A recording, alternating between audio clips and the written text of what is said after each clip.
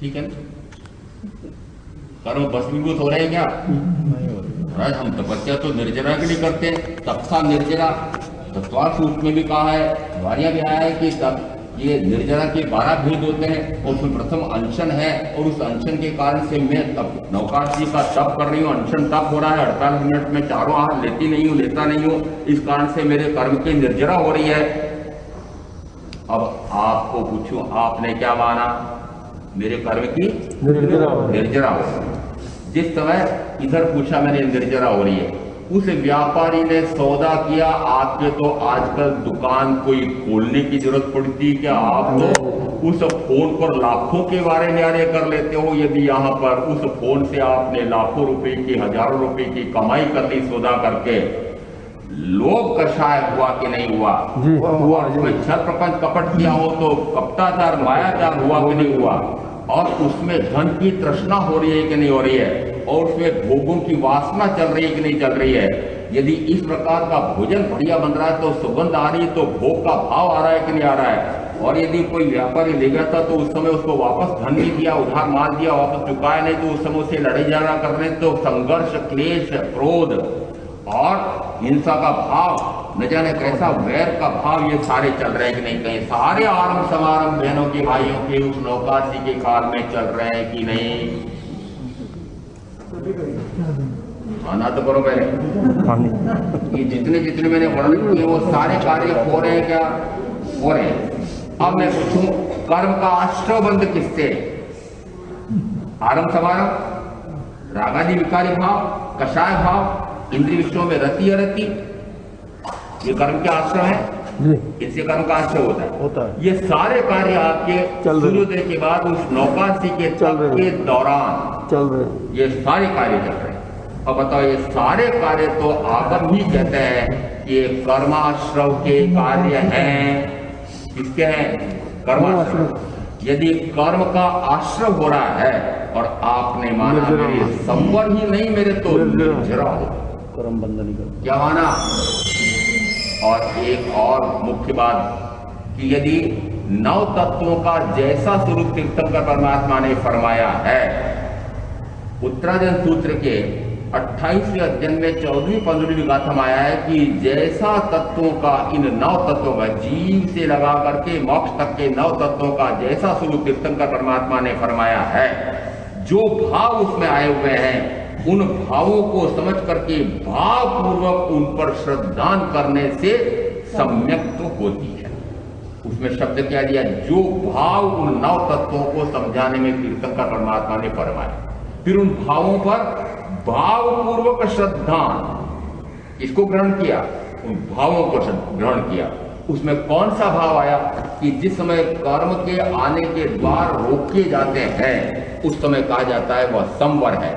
पूर्व संचित कर्म जिस समय फल देने के लिए आ गए हैं सामने, और उस समय में उस कर्म के फल के अनुसार, उस निमित्त के अनुसार वर्तन न करूं, वह कर्म मुझसे राग कराना चाहता, वह कर्म मुझसे द्वेष कराना चाहता, मैं राग और द्वेष न करूं और आत्म ध्यान में लीन हो जाऊं, उस समय कहा जाता है पूर्व संचित कर्म की निर्जरा। यदि संवर निर्जरा का स्वरूप आ गया, यदि आश्रव बंध का भी स्वरूप समझ लिया, और वस्तुतः तो आश्रव बंध चल रहा है, आपने मान लिया संवर निर्जरा, तत्व की भूल गई। तत्व की भूल को क्या कहा गया? तत्व को अतत्व माने तो, अतत्व को तत्व माने तो, जोर से बोलो थोड़ा, मिथ्या। आत्मा को यहाँ हो रहा है आश्रव और माना संवर, हो रहा है बंध, माना निर्जरा, तो तत्व की भूल हो गई। तो एक तरफ तो उस प्रकार का आश्रव हो रहा है, दूसरा एक मिथ्यात्व का आश्रव, घोर आश्रव बंद हो रहा है, और आप तो गफलत में पड़े हैं। क्यों पड़े गफलत में? आपने समझ लिया मेरे तो निर्जरा हो ही नहीं, मैं इतना तप कर रहा हूं तो मेरी निर्जरा हो रही है, तो फिर निर्जरा का पुरुषार्थ करेंगे। ये कहानी और हो कि निर्जरा मान ली, जबकि आश्रव बंद हो रहा था, निर्जरा मान ली, तो फिर निर्जरा का पुरुषार्थ भी नहीं करेंगे। इसको कहते हैं क्रिया जड़ता। किसमें उलझे? कि मात्र क्रिया जड़ता, उसको किस प्रकार से पालना? बस ये देखो, ध्यान रखना, यदि कहीं नहाने चले गए, मुंह धोया तो एक बूंद अंदर नहीं चली जाए, क्योंकि मैंने नौकाशी का तप किया है, उसमें चारों प्रकार के आहार का त्याग किया है, एक जरा सी बूंद अंदर ना चली जाए। क्योंकि एक बूंद भी अंदर चली जाएगी तो मेरे नौकाशी का तप टूट जाएगा। पानी बाहर है। पहले वर्णन अलग प्रकार से होता है। यदि कोई बहन या भाई छाछ खिला रही है तो छाछ का कोई भी बिंदु, कोई भी बूंद उछल करके उसके मुंह में चला जाए तो उसमें आबार रखा जाता है। तो कितनी जड़ता उसमें है, अगर एक बूंद अंदर नहीं चली जाए पानी की, मेरा तप भ्रष्ट हो जाएगा, मेरे निर्जरा में बाधा हो जाएगी। इतना तो आपने क्रिया पर ध्यान दिया, परंतु वे जो आश्रम के कार्य कर रहे हैं उसका क्या होगा? उसका क्या होगा? उसमें आंखें बंद, उसमें तो इतना ध्यान रखा कि लेश मात्र भी ऐसा ना हो जाए। परंतु हमने ये जड़ता रूप क्रियाएं तो बहुत कर लिए हैं, वास्तविक स्वरूप समझा नहीं है, इसलिए ज्ञानी को दया आती है। 12 व्रतधारी है, मुझे तो बताते भी आप और साहब मैं व्रती हूँ, 12 व्रतधारी हूँ। मैंने कभी एक व्रतधारी, जहाँ 12 व्रतधारी सुना था तो वो सोच रहे होंगे वहां तक सामायिक ही करते होंगे। नहीं महाराज, मैं 12 व्रतधारी हूँ। और 12 व्रतधारी जिस समय प्रातः काल अपनी साधना करता हो, सामायिक प्रतिक्रमण करते हो, उस समय वे 14 नियम की एक चौपड़ी भरते हैं। ओम भूर्भुवस्सुवः नमो अरिहंताणम्, ऐसा नवकार मंत्र प्रतिदिन इतनी बार भरना, इतने पृष्ठ भरना। उसी प्रकार से आप भी इस प्रकार की एक चौपड़ी भरते हैं। उसका कारण मुझे ज्ञात है। एक ऊपर चित्रगुप्त बैठा हुआ होता है और जिस समय वह यमदूत भेजता है, पाड़े भेजता है, और पाड़े पे बैठ करके फिर ऊपर जाना पड़ेगा आपको, उस समय चित्रगुप्त वहां सामने आपको खड़ा करके फिर आपका पन्ना खोलेगा कि हाँ बताओ पूरे जीवन में तुमने कौन कौन से पाप, कौन कौन से पुण्य, कौन कौन से अच्छे कार्य बुरे कार्य किए हैं, तेरा खाता खोलो। और खाता खोल करके जिस समय आपको कभी वहां नरक में भेजने लगे, मैंने एक नौकारसी के तब से 100 वर्ष नरकायु के कटे, 100 वर्ष देवायु के जुड़े, मैंने इतनी नौकारसी की है, मैंने इतनी सामायिक की है, मैंने इतने प्राणपोषी की है, इतने मैंने अनशन किए, तेला पचोला हटाई, उसके ऊपर फिर वापस नौकारसी, उसके ऊपर वापस प्राणपोषी, उसके बाद 2 पोरसी, मैंने इतना कार्य किया है और मुझे नरक का कैसे भेज रहे हो? मेरा खाता ठीक से देखो, भूल गए आप यहाँ पर पूरा हुआ नहीं है तो मैं अपना खाता साथ में ले जाऊंगा और वहां बताऊंगा कि मैंने इतना इतना तप किया। इसी के लिए लिखते हो ना सब? अरे वो 14 नियम की चौपड़ी किसके लिए लिखते हो? मुझे पता नहीं कैसे लिखते हैं, क्यों लिखते हैं, पर उसमें लिखते हैं। बहुत पूर्व 30-32 वर्ष पूर्व की बात होगी, एक बड़े महानगर में मैं भी परिश्रम प्रवचन देने गया था, मेरे साथ में एक और साथी भी थे, और 14 नियम 12 व्रतधारी, मुझे तो पता नहीं 12 व्रतधारी हूँ कि नहीं हूँ, परंतु वो बड़े पक्के, उन्होंने प्रातःकाल अपनी 14 नियम की चौपड़ी भरी। और जिस समय परिश्रम प्रवचन पूरे हो गए उसके बाद में घर घर 7 दिन तक भोजन करने के लिए दूसरी जगह जाना पड़ता था। तो जिनको ले जाना था उन्होंने कहा साहब जी पधारो। अब क्योंकि उनके पास साधन, आपके पास होते हैं ना साधन, तो उनके पास जो साधन था उसमें उन्होंने कहा बैठो साहब कार में। तो मैंने कहा मेरे तो कोई 14 नियम है नहीं, मैंने तो कुछ नियम करता ही नहीं, मैं काहे के नियम करूं? नियम नहीं किया, उन्होंने नियम कर रखा था। मेरे आज साइकिल रिक्शा खुला है और कोई वाहन खुला नहीं। अब मुसीबत के साइकिल रिक्शा उस महानगर में मिले ही नहीं। 6-7 किलोमीटर दूर उनका बंगला कोठी है, और अब इनको ले जाएं तो कैसे ले जाएं? तो बड़ी मुश्किल से कार से एक कहीं दूर जाकर के साइकिल रिक्शा वाले को पकड़ करके लाए, फिर अपने बेटे को छोड़ा, भाई इनके साथ घर लेकर के आ। बताओ, यदि सहज में जो वह साधन घर जाने वाले वापस जा रहे थे उसमें बैठ करके मैं चला गया, उन्होंने कहा नहीं मैंने तो नियम कर रखा है, मेरे तो आज साइकिल रिक्शा का वाहन ही खुला है और किसी वाहन का उपयोग नहीं करूंगा। कितनी क्रिया लगी मेरे साथ। उस साइकिल रिक्शा को लाने के लिए कार से 6 किलोमीटर गया होगा, कोई वापस आया होगा, ढूंढा होगा, फिर उसके साथ बेटे को भेजा होगा, फिर वापस इसी प्रकार से वापस भेजा होगा। क्रिया जड़ता, क्या कहेंगे इसको?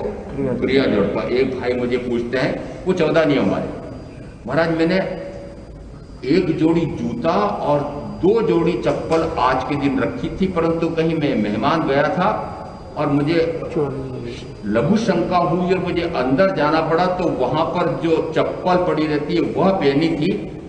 मेरी चप्पल में, मेरे जूतों को बाहर खोल रखा था।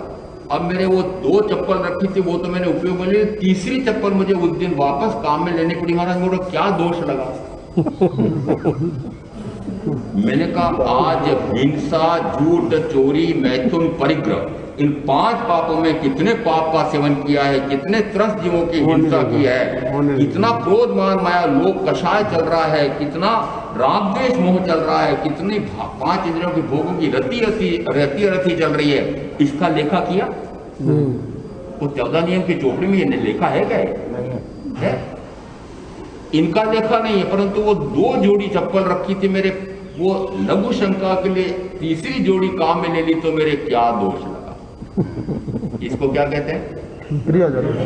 इसको कहते हैं क्रिया जड़ता।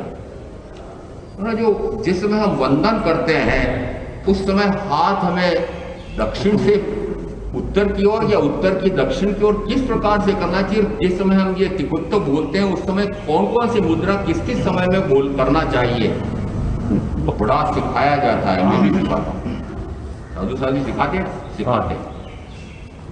आदक्षिणा प्रदक्षिणा, तो जिस समय सामने मेरे गुरु, परम गुरु विराजे हुए हैं, उनके किस ओर? तो कहा उनके दाएं भाग से मैं परिक्रमा करके बाएं भाग पर आता हूँ, 3 बार परिक्रमा करता हूँ और उनकी परिउपासना करता हूँ। तो हमारे इसमें आया आदक्षिणा प्रदक्षिणा। अब यहाँ फिर हम कैसे घुमाएं? हम परिक्रमा तो कर नहीं सकते, अब तो हम परिक्रमा हाथ से करते हैं, तो कैसे करें? इच्छामि खमासनो बोलते हैं उस समय, जत्ता भे जमणी जम जम पे। उस समय महाराज वो हम हाथ कहाँ से, कौन सा अक्षर बोलते समय हाथ कहाँ से कहाँ ले जाए और कहाँ से कहाँ लाए और कब घुटने नमाए और कब खड़े हों, क्या ये क्रिया जड़ता। वंदन करने में कैसे वंदन करूं? अब वंदन कैसे करूं? वंदन के 2 उदाहरण मुझे मिलते हैं। एक महाराजा श्रेणिक का वंदन मिलता है और उसमें आप जैसे प्रतिपन्न में बोलते हैं, उन्होंने बोल करके नहीं किया, भाव पूर्वक उन्होंने परम सदगुरु तीर्थंकर महावीर परम आराध्य ऐसे उनके, और उसके बाद उन निर्ग्रंथ गुरुओं के सबको भाव पूर्वक वंदन करके और भगवान के पास वापस परिउपासना करके लौटने लगे। उस समय भगवान ने कहा, हे महाराजा, तुमने 7वीं नारकी का बंद कर रखा था, आज भाव पूर्वक वंदन करने से तुम्हारी 6 नारकी कट गई है। जैसा आप टिकुत्तो और इच्छामि खमासनों में जो मैंने अभी प्रक्रिया बताई थी उस प्रक्रिया से करते हैं, उसी से होता होगा। इतना ध्यान रख रहे हैं कि कौन सा अक्षर बोलेंगे उस समय, कौन से हाथ किधर से किधर जाएगा, सिर पर कब कौन सा अक्षर बोलेंगे जब जाएगा, फिर नीचे कैसे आएगा, उठेंगे कब, बैठेंगे कब। सतीश जी सही है नहीं? पूरा ध्यान रखते हो? हाँ, पूरा ध्यान रखते हैं। उस क्रिया में लेश मात्र अंतर नहीं आना चाहिए। ये वंदन की बात जब मैं कहता हूँ उस समय मुझे एक बड़ा मुहावरा सरी का याद आता है। वो चुटकला गिनो कि कुछ भी गिनो। एक गुरु के 2 शिष्य थे, अधिक भी हो सकते हैं, उदाहरण 2 के लेना। प्रातः काल प्रशिक्षण करने के बाद वंदन करने के लिए जिस समय शिष्य जाते हैं उस समय पूछते हैं, भगवान मैंने ऐसा ऐसा कर लिया है, अब प्रातः काल में मुझे सेवा करनी चाहिए कि वैयावृत्य करनी चाहिए कि क्या काम करूं मैं, मुझे फरमाएं, आदेश फरमाएं। एक को कहा तुम स्वाध्याय में लगो, दूसरा गया उसको कहा तुम अमुक रुग्ण है उनकी वैयावृत्य करो। वंदन किया किनको? गुरु को वंदन किया। रुग्ण उनसे श्रेष्ठ थे संयम में, इसलिए उनको भी वंदन किया और वैयावृत्य कर रहे हैं। यहाँ तक कि दुर्गंध युक्त मल मूत्र मवाद झरना सारा उसमें मवाद को साफ कर रहे हैं, पट्टी बांध रहे, जो करना सब कर रहे हैं, परंतु अंदर में भाव भाव क्या अंदर में?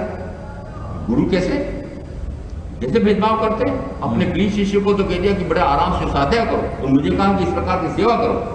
देखो अंदर में भाव क्या चल रहा है? अंदर में भाव चल रहा है गुरु के प्रति अविनय। कहाँ भाव का चला गया? वंदन करके आए थे, गुरु को वंदन करके फिर सेवा में लगे, सेवा करने के लिए, क्योंकि वो ज्येष्ठ है इस कारण से उनको भी वंदन किया है। अंदर भाव क्या है? ये गुरु कैसे है? पक्षपात करते हैं, ये गुरु कैसे है? वंदन है? नहीं क्रिया है कि नहीं? बाहर में देखो, बाहर में क्रिया है कि नहीं? पूरा आप देखेंगे, वो देखो गुरु के प्रति कितने विनयवंत हैं कि तहत्ती करके और फिर 3 बार विधिवत गुरु को वंदन करते हैं, फिर वहां जाकर के उन रुग्ण के सामने भी 3 बार वंदन करते हैं, फिर सेवा करते हैं, सेवा करके फिर उसको वापस 3 बार वंदन करते हैं, और फिर गुरु को वापस जाकर कहते हैं आपने आदेश दिया वैसा मैंने कर दिया है, वंदन करते हैं, फिर जाते हैं। कितनी निर्जरा हो रही हो? वंदन हो रहा है। इसको कहते हैं क्रिया जड़ता। क्या कहा? ये क्रिया जड़ता। ये क्रिया जड़ता हमने न जाने कितनी बार रखी है। हम क्रियाएं तो बड़ी कठोरता से, मैंने मतलब वो आज दूध का विषय छोड़ दिया है, पर मेरी चाय की तो आदत है, उसमें थोड़ा सा यदि दूध हो तो दूध का तो रूप बदल गया है। दूध पीने का त्याग किया था मैंने, दूध पीने का था। मैंने कहा इनको वकील बनना चाहिए। क्यों? क्योंकि ये बड़े तर्क से करते हैं। तर्क कैसे दिया? दूध का त्याग किया है। मैंने उस चाय में पड़ने वाले दूध का थोड़ी त्याग किया था। इसको कहते हैं क्रिया जड़ता। रे यदि दूध का त्याग किया है तो दूध से बनी हुई मलाई तो खा ले, दूध मलाई खा ले, मेरे दूध का त्याग। किसका त्याग है? गुड़ खाओ और बुलबुले से ये आपके त्याग पचकाण कैसे? वहां से मैंने आलू का त्याग कर दिया है, पर वो मैं आलू की चिप्स खाने का मुझे थोड़ा चाव है, तो मैंने तो आलू सब्जी बना के खाने का त्याग कर रखा है। वो चिप्स तली हुई वो तो खा सकता हूं। क्या ये भाव में एक उदाहरण और दे देते हैं। जिस समय 2 व्यक्ति तीर्थंकर महावीर के पास आते हैं, परिउपासना, वंदना, प्रश्न पूछना, कुछ नहीं किया, ठूंठ जैसे खड़े रहे। थोड़ी देर खड़े रहे, उसके बाद में ऐसे कैसे चल दिए। इंद्रभूति गौतम को देखा और ये मेरे परम आराध्य तीर्थंकर साक्षात विराजमान है, और ये कैसे लोग हैं कि ठूंठ जैसे खड़े रहे, चल दिए। भगवान से पूछा, भगवान इन्होंने ऐसा क्यों किया? भगवान तो सर्वज्ञ उत्तर दे सकते थे। उन्होंने कहा उन्हीं से पूछो। वो उनके पीछे पीछे चले, पूछा आपने ऐसा क्यों किया? बोले हमने भाव से वंदन कर लिया था, भाव से ही प्रश्न पूछ लिया था, और तीर्थंकर परमात्मा ने भाव से ही उत्तर दे दिया था। माता किसकी हुई? क्रिया की। क्रिया की मात्रा आई क्या? नहीं। क्रिया यानी जिसमें भाव तो लुप्त है और मात्र क्रिया है। जिस समय देखा बहुत आर्थिक विपन्नता रही होगी, कोई भी कारण रहे होंगे, एक ऐसा ग्रस्त जिसने देखा अरे महाराज के पात्रे में बढ़िया बढ़िया कुछ चीजें आती दिखती है, क्या बात है, फटाफट जाते हैं, फटाफट भर लाते हैं। मैं भी जाता हूँ भर लाता। जिस समय एक घर में घुसे और उस दरवाजे में कोई छोटा सा छेद देखा, जैसे महाराज अंदर में गए, एक घेवर का थाल भरा पड़ा था और पूरा थाल उठाया और पात्रे में भरने लगी। वो लड्डू केसर पाक 6 संतों को 2-2 के सिंगाड़े में, जिसमें देवी महारानी थाल का थाल लड्डू बना रही थी। केसरी सिंह मोदक, केसरी मोदक, केसरी सिंह मोदक। तो जिस समय इस प्रकार के मोदक बहराती हैं तो देखा और थाल का थाल, नहीं भाई नहीं, इतना नहीं। फिर उन्होंने एक उठाया, नहीं एक भी नहीं, आधा किया, नहीं आधा भी नहीं, पाव किया और मात्र एक टुकड़ा लेकर के बाहर निकले। उसने देखा अरे इतने घेवर खाने के लिए मिलते हैं, कोई न कोई उपाय करना पड़ेगा। उनके पीछे पीछे हो लिया, मेरे भी पीछे हो लो ना थोड़ा सा, मैं बताता हूँ कि इतने बढ़िया खाने के लिए मिलते हैं, पात्रे भर भर के मैं भी लाता हूँ। और मुझे कहते हैं रस परित्यागी, मैंने कहा मैं रस ही रस भर लाता हूँ, रसीले फल भी ले आता हूँ। जिस समय ऐसा वह भोजन देख करके उनके पीछे हो लिया, मेरे भी पीछे हो लो। क्या किया? उन्होंने कहा मुझे घेवर खाने बहुत पसंद आते हैं, क्या मैं भी खा सकता हूँ? उन्होंने कहा हो बैठो, आपको भी निमंत्रण देता हूँ कई बार आता कोई तो। परंतु आप बड़े जानकार हैं। आप कहते हैं महाराज बैठो, पहले आप चोटी लोगे, महामंत्री क्या बोलेंगे, पहले चोटी लोगे और फिर रोटी दोगे। महाराज मुझे तो चोटी के बदले रोटी नहीं चाहिए, मेरे तो बिना चोटी दिए बढ़िया से बढ़िया रोटी मिल रही है, आपके यहाँ क्या करूंगा मैं, फिर रूखा सूखा खिलाओगे आप? मैंने कहा नहीं मैं रूखा सूखा स्वयं खाऊंगा, पर आपको नहीं खिलाऊंगा, आप तो बढ़िया पास भर भर खिलाना। जिस समय संयम ले लिया था उस समय बताओ 5 महाव्रतों की क्रिया निरतिचार पल रही थी कि नहीं? यदि मैं आपके यहाँ पर गोचरी आऊं और एषणा समिति का पालन ना करूं तो मैंने कैसे गुरु हैं, कैसे इनके गुरु हैं कि इनको ईर्या समिति और एषणा समिति का भान नहीं कैसे चल रहे हैं? जीवों की विराधना हो रही है, एषणा समिति के आहार ग्रहण करने में कितना दोष लगा रहे, संगठन हो गया, आहार ले लिया, दोगे आहार? नहीं देंगे। इसका अर्थ है यदि वह महाव्रती बना है तो महाव्रतों का भी निरतिचार पालन करता है, समितियों का भी पालन करे, ना करता आप तो आहार पानी ने दो, वस्त्र पात्र ने दो, ठहरने की जगह ने दो, तो वह ये सारी क्रिया करता है। परंतु जिस समय वह क्रिया हो रही है उस समय क्या ज्ञान और दर्शन सम्यक था? लक्ष्य क्या था? घेवर खाना। लक्ष्य क्या है? उस क्रिया के पीछे लक्ष्य क्या हुआ? घेवर खाना। वो क्रिया कौन सी हुई?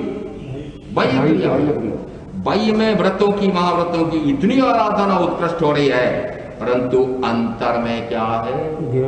कि अंतर में घेवर है, अंतर में मोक्ष की, स्वर्ग की कामना है, मोक्ष की नहीं, स्वर्ग की कामना है। क्योंकि इस प्रकार से मैं ये तपस्या करेंगे तो ये भी सुना हुआ है कि संवर और तप से, संयम और तप से देवगति का बंध होता है। चलो अभी मोक्ष नहीं तो कम से कम इतना अपन संयम और तप की, इतना तप क्या करते हैं, प्रत्याख्यान करते हैं तो कुछ नहीं तो देवगति के सुख तो मिलेंगे। बताओ लक्ष्य है कि नहीं?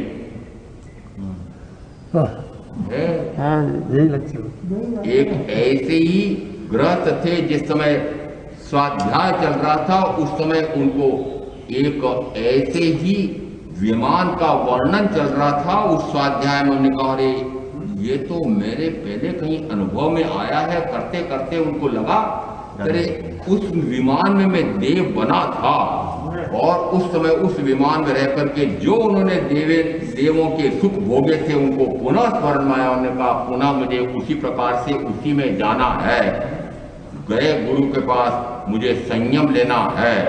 और पूछा तो वह कार्य भी बता दिया। उन्होंने कहा देखो इस लक्ष्य से संयम नहीं होता है। नहीं मैं तो उस लक्ष्य ने मुझे संयम लेना। संयम लेते से ही वे कठोरतम तप करने के लिए निकल पड़ते हैं, एकांत में जंगल में जाते हैं, और जंगल में जाते जाते रास्ते में कंटकाकीर्ण मार्ग है, कांटे चुभ रहे हैं, पत्थर नुकीले चुभ रहे हैं, और एड़ियां छिल गई हैं, पंजों में रक्त बहने लग गया है, और वह रक्त की बूंदें टपकती जा रही थी। एक श्रृगालनी और उनकी संतानें ये भी उस समय पीछे पीछे चल रही थी। जैसे ही चाटा उन्होंने कहा बड़ा स्वादिष्ट है, रक्त को सूंघते सूंघते चाटते चाटते जहां पर वे जान में खड़े थे वहां तक पहुंच गई, और वे ऐसे अडोल कंप आसन में स्थिर हो गए कि फिर उनके पहले पांव को खाने लगी, खाते खाते सारा शरीर खा गई है। परंतु उस देव विमान में जो सुख मिलेंगे उन सुखों की ऐसी इच्छा, ऐसी अभ्यर्थना, ऐसी वांछा, उसी में इतने तन्मय तल्लीन हो गए कि उसके कारण से शरीर पर भी ध्यान नहीं रहा। शरीर खोखला हो जाता है, रक्तमान सारा उनका समाप्त हो जाता है, तब भी अडोल अकंप आसन में रहते हैं, विचलित नहीं होते हैं। लक्ष्य क्या? देवगति। बाह्य में तपस साधना कैसी घोर। अब बताओ ये क्रिया है कि नहीं? कठोर से कठोरतम क्रिया है कि नहीं? है। यही मोक्ष मार्ग है? नहीं। कोई क्रिया जड़ थई रहा शुष्क ज्ञानमा कोई माने मार्ग मोक्ष नो करुणा उपजे जोई। यानी ऐसे साधकों पर, ऐसे व्यक्तियों पर ज्ञानी को अत्यंत करुणा आती है कि इन्होंने किसमें मोक्ष मार्ग मान रखा है। कल मोक्ष मार्ग पर बहुत काफी समय तक चिंतन किया था कि मोक्ष मार्ग किसे कहते हैं। यहाँ ज्ञान, दर्शन, चारित्र अधिकांश में 3 दिए, परंतु उत्तरादि सूत्रकार ने ज्ञान, दर्शन, चारित्र, तप ऐसा करके कहा कि ज्ञान, दर्शन, चारित्र, तप रूप मोक्ष मार्ग है। और मूल मार्ग का रहस्य जिस समय श्रीमद राजचंद्र का दोहा उठाया था, ज्ञान दर्शन चारित्रनी एकता ने एक पणे अने अविरुद्ध एवो मूल मार्ग सामलो रे। यहाँ तीर्थंकर परमात्मा का, जिनेश्वर परमात्मा का मूल मार्ग कौन सा है, तो कहा कि ज्ञान दर्शन चारित्र की एकता, अविरुद्धता। एकता का क्या अर्थ? तीनों में ऐक्य होना चाहिए। फिर कहा इसमें अविरोध होना चाहिए। तो एक हो गए तो अविरोध, फिर नया शब्द क्यों लगाया?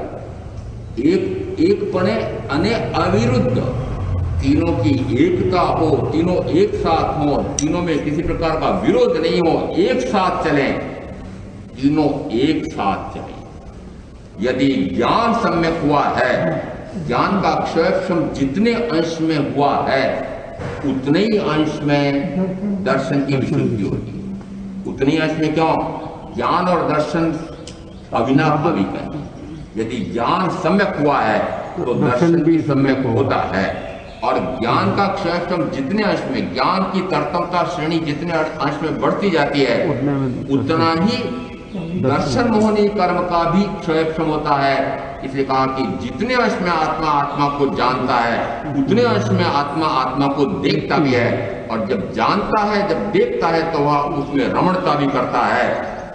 आचारांग सूत्र के प्रथम सूत्रस्कंध में दूसरे ही अध्ययन में कहा, जे अनन्न दंसी से अनन्न रामे, जे अनन्न रामे से अनन्न दंसी, कि जो अनन्य में रमण करता है वह अनन्य को देखता है, जो अनन्य को देखता है वह अनन्य में रमण करता है। अनन्न दंसी से अनन्न रामे। अनन्य किसे कहा? आपके यहाँ तो आचारांग सूत्र के प्रथम सूत्रस्कंध का पूरा 4 महीने प्रवचन हुआ था। पूछ लूं अनन्य किसे कहते हैं? 4 महीने सुना था, परीक्षा तो ले लो। अनन्य किसे कहते हैं? चलो शब्दार्थ ही बता दो। अन्य अन्य अन्य अन्य अन्य अनंत गिन लो, कितने? व्याकरण की अपेक्षा से उसका बहुवचन अन्यो नहीं आया है, परंतु फिर भी वो व्याकरण को लोग भूल जाते हैं। कई अन्य हैं, उसके लिए अन्यो ऐसा शब्द बोलते हैं। वो व्याकरण की अपेक्षा से नहीं। अन्य अन्य कितने हो सकते हैं? कि असंख्य अन्य हो, अनंत अन्य हो। उन सर्व अन्य अन्य अन्य असंख्य अनंत अन्य से मैं पूर्णतः भिन्न अनन्य स्वरूपी आत्मा हूं। मैं कैसा हूं? अनन्य स्वरूपी। अन्य अन्य, अब अन्य अन्य में मेरे कितने रूप बने अभी तक? अभी तक कितने रूप बनाए? तो कहा पृथ्वी, पानी, अग्नि, वायु, वनस्पति, भेंद्री, तेंद्री, चौधरी, पंचेंद्री, सन्निधि, पंचेंद्री, और उसके बाद में देव, फिर नारकी, फिर मनुष्य, और उसमें भी 84 लाख योनियां। तो कितने शरीर के रूप बनाए? अनंत। कितने भाव हो गए? अनंत भाव हो गए। जो अनंत भाव में जो जो शरीर मिला होगा तो हमारे कितने रूप हो गए? बहुरूपिया पना करते हुए कितने काल, कितना काल हो गया बहुरूपिया, पता नहीं कितने कितने भोग। मैं तो इन रूपों से परे अरूपी आत्मा हूं, पर मैं रूपों में ही लुप्त हो रहा हूं और इन रूपों को ही अपना मान रहा हूं। ज्ञानी कहते हैं इन रूपों से परे इन अन्य अन्य सारे मेरे जो रागादि विकार कितने हो रहे, संख्या है अनंत रागादि कषाय कितने हो रहे थे? अनंत हो रहे हैं। 5 इंद्रियों के भोग में रति इतनी रति कितनी हो रही थी? अनंत हो रहे हैं।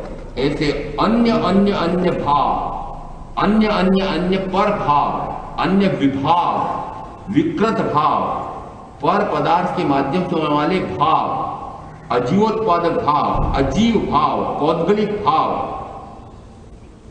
पूर्व कर्म के उदय से होने वाले होने से उदयाधीन भाव, कर्म के उदय में निष्पन्न जीव का भाव। कितने शब्द हो गए? पर भाव के लिए निरंतर मैं अन्य अन्य भावों में ही रहता हूं। और मैं हूं कैसा? तो मैं हूं अन्य अन्य सर्व पर भावों से अनन्य स्वरूपी आत्मा। जो ऐसा अनन्य स्वरूपी आत्मा अपने आप को देखता है वह अपने आप में रमता है। यहाँ जो देखता है वह जानता भी है, जो जानता है वह देखता भी है। जानना और देखना एक साथ होते हैं। ज्ञानावरणी कर्म का जितना अंश में क्षयक्षम होता है उतने अंश में दर्शनावरणी कर्म का भी क्षयक्षम होता है, ऐसा व्याख्या प्रकृति सूत्र में आया है। और जिस समय ज्ञान सम्यक होता है उस समय दर्शन सम्यक होता है। इसका अर्थ है कि दोनों अविनाभावी, ज्ञान और दर्शन एक साथ है। परंतु दर्शन भी सम्यक हो गया, ज्ञान भी सम्यक हो गया, परंतु तीसरा आचरण में नहीं। अब पहले आप बोल दो, तीसरा क्या? चारित्र। साथ का साथ होता है या नहीं होता? नहीं होता है। प्रमाण भी दे दो ना। मैं दे देता हूं आपकी तरफ से प्रमाण। उत्तराजन सूत्र के 28वां अध्याय में कहा यदि ज्ञान सम्यक हो जाए उसके कारण से दर्शन सम्यक हो जाए, या जिसके कारण से दर्शन सम्यक हो जाए उसके कारण से पूर्व में उपार्जित जितना ज्ञान था वो भी सम्यक हो जाए। तो जिस समय ज्ञान और दर्शन दोनों तो सम्यक हो जाए, परंतु चारित्र की भजना है उसी समय चारित्र भी आए कि ना आए। ठीक है? ठीक है क्या? पहले हाँ बोलो तो। चारित्र हाथ पात आए कि ना आए। अब मैं एक उदाहरण देता हूं। जिस समय अनाथी मुनि से संपर्क किया था महाराजा श्रेणिक ने, अनायास उनका समागम हुआ था और नाथ अनाथ की, सनात अनाथ की व्याख्या सुनी। और उसके बाद में ओहो, मैं अपने आप को इस मगधाधिपति मान करके, मगध का अधिपति इसका नाथ मान रहा था। ओहो, मैं किसी का स्वामी नहीं हो सकता, मैं तो अपनी आत्मा का स्वामी हो सकता हूं। ऐसा उन्होंने निराकरण किया था। उस समय कहा जाता है उनको औपशमिक या क्षय क्षमिक सम्यक हुई होगी। और फिर देखा रे ऐसे शिष्य इतने उत्कृष्ट रत्न धर्म के आराधक, यदि शिष्य ऐसे हैं तो इनके परम आराध्य कैसे होंगे? तो परम आराध्य तीर्थंकर महावीर से समागम होता है और उस समय उनसे तत्वाबोध होता है, क्षयिक सम्यक दर्शन होता है। और उसके बाद फिर क्या होता है? वापस आगे देखो, आगे क्या होता है। जैसे तीर्थंकर महावीर से उनका समागम होकर के उनको दर्शन की विशुद्धि हुई, वैसे ही उन्होंने मगध के सिंहासन पर तीर्थंकर महावीर को आसीन कर दिया। किसको? तीर्थंकर महावीर। ये कैसी विचित्रता है? क्या तीर्थंकर महावीर मगध का शासन चलाएंगे?